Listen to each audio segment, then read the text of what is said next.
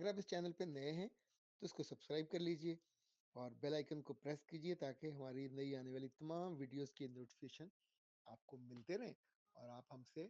बिस्मिल्लाहिर्रहमानिर्रहीम। खातिन हज़रात, मैं हूँ अख्तर अब्बास और आप सबको मेरा सलाम पहुँचे। आज मैंने सुबह सुबह अपने लिए बड़ी खूबसूरत सी टाई निकाली, शर्ट निकाली, तो हमारी अहलिया ने आके कहा कि सीज़न जा रहा है, मौसम बदल रहा है और आपके कपड़े जो कल्फ लगे हुए हैं ये लटके लटके पूरा सीज़न गुजर गया है। तो मैंने फिर उनकी खुशी के लिए आज ज़रा कल्फ वाला सूट पहना है और अच्छा फील हो रहा है। लेकिन हमारी टीम का था कि सर इससे पहले कि पसीना आया उस पर हल्के हल्के दाग आने शुरू हो तो पहले हम रिकॉर्डिंग कर लें, तो इसलिए सब कम छोड़ के हम रिकॉर्डिंग पे बैठ गए।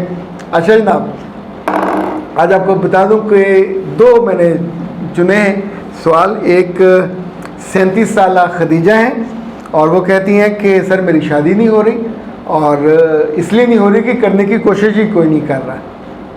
इनको 6वां साल है काम करते हुए और काम ये बहुत अच्छा इस वक्त, यानी पाकिस्तान में वो बच्चियां जो खूब कमा रही हैं ऑनलाइन, ये उनमें से एक है। 5 साल से अपने अब्बू को पैसे दे रही हूँ शादी के लिए। पहले उन्होंने एक मोटरसाइकिल ख़रीद लिया, दूसरी दफ़ा कहा कि जेब कट गई, तीसरी दफ़ा कहा कि किसी को दे दिए, चौथी दफ़ा उन्होंने कारोबार में डाल लिए, पांचवी दफ़ा उन्होंने अपने कारोबारी दोस्तों की दावत कर डाली कि जी वहाँ बाज़ार का कोई नया अंजुमन ताजरान का सदर बना है, उसके एजाज़ में।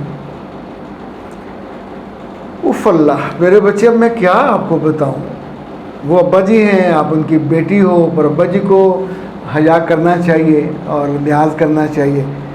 पिछले दिन एक काउंसलिंग में जब एक बेटी ने मुझे ये बताया कि उसकी शादी इसलिए नहीं हो रही कि जब कोई बात चलती है, जब बात आगे बढ़ने लगती है तो सगा भाई आके उस रिश्ते के बीच में बैठ जाता है और रिश्ता होने नहीं देता।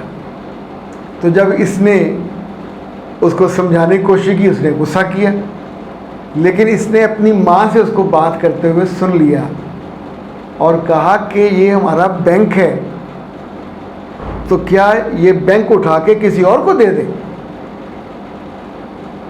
यानी ये लालच की, कमीनगी की घटिया तरीन को मिसाल हो सकती है। अगर कुछ सगा भाई या अल्लाह माफ़ करे बाप भी कोई इस तरह का सोचे कि बच्ची जो कि कमा रही है उसको पढ़ा लिखा दिया तो अब उसको निचोड़ा जाए, अब उसका कमाया हुआ खाया जाए और उसकी ज़िंदगी को बिल्कुल ब्लैकआउट कर दिया जाए, बंजर वीरान कर दिया जाए।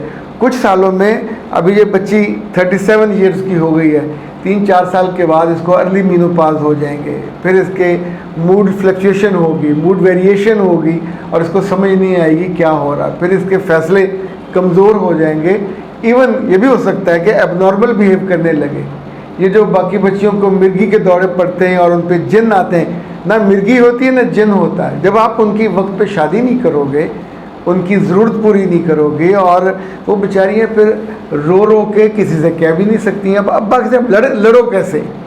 यानी जहाँ तक मुझे समझ आता है कि आपको अब्बा को पैसे देने बंद कर देने चाहिए और उन्हें बताना चाहिए कि इस वक्त सोशल मीडिया पे बहुत बुरा हाल है और एकदम से कम हो गए। अगर आपने आपका बैंक, आपका एटीएम वो महफूज है, तो मेरे बच्चे कल जो लग गया घर पे वो भाई बहनों का है, आपके तो पास कुछ नहीं।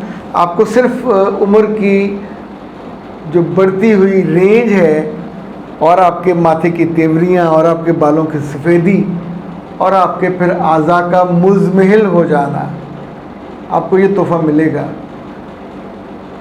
है तो सख्त बात, लेकिन प्रैक्टिकली जो मुझे लगता है कि जब बच्चियाँ इस अजाब से दो चार हों तो उन्हें अपने किसी न किसी कारोबारी दोस्त से, कुलीग से, किसी बॉस से बात करनी चाहिए, उसकी मदद लेनी चाहिए और रिश्ते को, चूँकि जब तक सिंसेरिटी, मोहब्बत, ये सब चीज़ें दरमियान में होती हैं, ज़िम्मेदारी, तो घर वाले रिश्ते करते हैं।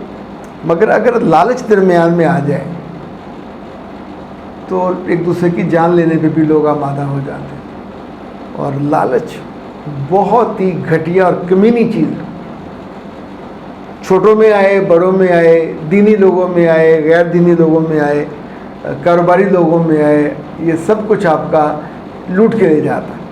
अच्छा जी, दूसरा सवाल अफीफ़ा का, अफीफ़ा रेहान, वो कहती हैं कि ससुराल में जाके मैं आपकी हदायत भूल गई और खूब बातें करने के शौक़ में मैं उन्हें अपनी ज़िंदगी की हर बात बता बैठी। इवन अपनी माँ की कमियां कमज़ोरियाँ, अपने बाप का गुस्सा, अपने भाई के अफेयर, भाभी की बातें, अपनी बातें, बहनों की बातें, रिश्तेदारों की बातें, कोई बात है जो मैंने ना छोड़ी हो। और ये मैं भूल गई जो आपने कहा था कि मेरे बच्चे ज़्यादा बातें, ज़्यादा ब्लेंडर।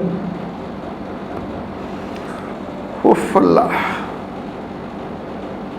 अब आप अपना पूरा इमेज बर्बाद कर चुके हो। वहाँ कोई आपकी रिस्पेक्ट करने को भी तैयार नहीं होगा। वो कहती हैं चल्ली है, सदैड़ है, और कुछ कहते हैं कि नीम पागल है। अच्छा, जब भी हम किसी की खुशामद ज़्यादा करने लगे आउट ऑफ द वे, जिसकी ज़रूरत नहीं होती, जैसे लोग रिस्क की फिक्र करते हैं, राज़िक को भूल जाते हैं, इसी तौर पे लोग इस मामले में अपने अल्लाह की मंशा को, उसकी पसंद को भूल जाते हैं। वो रिश्ते बनाता है, रिश्तों में इज़्ज़त देता है, रिश्तों में कदर भी देता है, रिश्तों में लिहाज भी देता है। आप ऐसी ऐसी बच्चियां भी देखोगे बिल्कुल सादा सी होती हैं और लोग उनको अपनी पलकों पर बिठाते हैं। ज़िंदगी बहुत सुकून से चलती है। बुरे अच्छे सभी तरह के केसेस हमारे सामने आते हैं, पर बुरे केसेस से अच्छा सीखना चाहिए।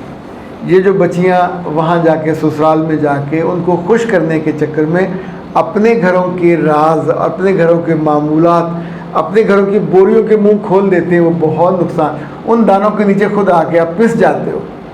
अब आप पूछोगे करना क्या चाहिए, तो करना ये चाहिए कि उनको, पंजाबी में एक जुमला कहते हैं गली पाना, कि बड़ों को आप किसी बात पे आपको सवाल पूछना आना चाहिए। उनकी जवानी, उनका बचपन, उनका ख़ानदान, उनकी सहेलियाँ, उनके दोस्त, उनकी सैरें, उनकी शादी, उनके ब्याह, इतनी चीज़ें होती है पूछने की। कभी अम्मा को लगा दिए उस काम पे सवाल। Ask good questions, you must learn how to ask sensible questions, चीज़ें बेहतर हो जाएंगी। और बात तो चुके अपने कर दी, बिल्कुल रिजर्व होकर भी नहीं बैठा जा सकता, पर जब जाके बैठें तो ये ज़रूरी नहीं है कि आप ही बक बक करें। ज़्यादा बक बक में से ज़्यादा गलतियाँ निकलती हैं और पूरा आपका इमेज बर्बाद हो जाता है। ओके जनाब, ये जी निदा हैं, वो कहती है सर मेरी शादी तो अभी नहीं होने वाली, लेकिन मैं परेशान हूँ। मैं जब गाने देखती हूँ, मूवीज़ देखती हूँ, तो अब मुझे कंपैरिजन आता है कि जो हीरोइंस हैं उनके अंडर आर्म जितने वाइट क्यों होते हैं, मेरे बच्चे वो उस पर फ़िल्टर लगाते हैं। वो मेरा ख्याल है, यानी पहली जो पुरानी फिल्में थी वहाँ तो कोई पाउडर शाउडर वो लगाती होती थी, वो बुरा लगता होता था। लेकिन अभी चूँकि हेयरलेस एक पूरा बॉडी का कॉन्सेप्ट है, तो ये सब लोग तो अपनी ट्रीटमेंट करवाती हैं। और उसके बाद यानी इससे पहले फिर भी लिहाज होता था, वो हीरोइन की जुल्फ़ों को ऐसे डाला जाता था और ये छुप जाते थे। अभी तो नामाकूल जानबूझ के बगैर किसी वजह के अंगड़ाई लेती हैं और इश्तिहारों में भी हया नहीं होता। और वैसे उनकी शायद ज़िंदगी में उसका कुछ झिझक बाकी नहीं बची, तो उसका नतीजा ये होता है कि जो बाकी बच्चियां हैं उनको भी तकलीफ़ होती है, वो भी सोचती हैं कि आइडियली हमें भी वैसा होना चाहिए। तो हुआ भी जा सकता है। एक तो ये कर सकते हैं आप, अगर थोड़े घर वालों को पैसे खर्च कराएं तो आप किसी भी डॉक्टर के पास जाके जो लेज़र करते हैं तो आप उससे हेयर जो है वो रिमूव करा सकते हैं। फिर बार बार क्रीम नहीं लगेगी और फिर उसके बाद आप ट्रीटमेंट अपनी करवा लीजिए। दूसरा, जो आप अगर बहुत महंगा काम नहीं करना चाहते तो फिर आप नंबर नोट कर लें कायनात हर्बत का, ये जी 0341657826। तो आप उनसे फ़ोन करके कहें कि मुझे अंडर आर्म्स वाइटनिंग मास्क ये मंगवा लीजिए, ये बहुत अच्छा है, बहुत काम का है। डॉक्टर साहब ने इसको बनाया है स्पेशली इसी पर्पज़ के लिए है। ज़ाहिर जिस्म का ये नाजुक हिस्सा है, इस पर और कोई चीज़ तो काम उस तरह नहीं करेगी। इसको अपने कच्चे दूध के साथ लगाना है। 1 चम्मच ये, 2 चम्मच दूध मिक्स करके लगाइए। फिर रात में आप इसका स्प्रे कीजिए। ये रोज़ वाटर है, ये आपको गिफ्ट मिलेगा। वैसे ये 150-200 रुपये की चीज़ है जो आपको गिफ्ट मिलेगी, तो उसका स्प्रे कीजिए। तो मेरा ख्याल है 30-35 दिन में काफ़ी फ़र्क पड़ जाता है, और फिर यू वुड बी हैप्पी कि आपका जिस्म किसी चले उस हीरोइन जैसा ना हो।